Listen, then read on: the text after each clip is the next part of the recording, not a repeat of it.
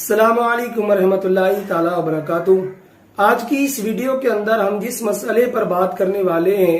وہ مسئلہ یہ ہے کہ اگر کسی نے جانور کو ذبح کرتے وقت اس کی گردن کو اس کے جسم سے الگ کر دیا، جدا کر دیا، تو کیا ایسی صورت میں قربانی جائز ہوگی یا ناجائز ہوگی؟ تو آپ یہاں پر یہ بات ذہن میں رکھیں کہ جب جانور کے اندر تمام شرائط پا لیے جائیں، یعنی وہ اس قابل ہو کہ اس کی قربانی کی جا سکتی ہے، تو اب یہاں پر جب اس کو آپ ذبح کر رہے ہیں تو اس طرح ذبح کریں کہ اس کی 4 رگیں کٹ جائیں یا کم از کم 3 رگیں کٹیں، اس سے زیادہ نہیں کٹنا چاہیے، چونکہ یہ بے وجہ کی تکلیف ہوتی ہے۔ اب اسی طرح اگر کوئی شخص جانور کی گردن ہی کو الگ کر دیتا ہے تو ایسی صورت میں جانور تو ذبح ہو جائے گا اور اسی طرح وہاں پر قربانی بھی ہو جائے گی، چونکہ وہاں پر اللہ کا نام لیا گیا ہے، اس کو شرعی نقطۂ نظر سے ذبح کیا گیا ہے۔ لیکن چونکہ اگر اس کی گردن کو ہم الگ کر دیتے ہیں، جسم سے جدا کر دیتے ہیں، تو اس سے جانور کو تکلیف ہوتی ہے اور یہ تکلیف بلا وجہ کی ہے۔ تو میں اپنے تمام ہی ناظرین سے گزارش کروں گا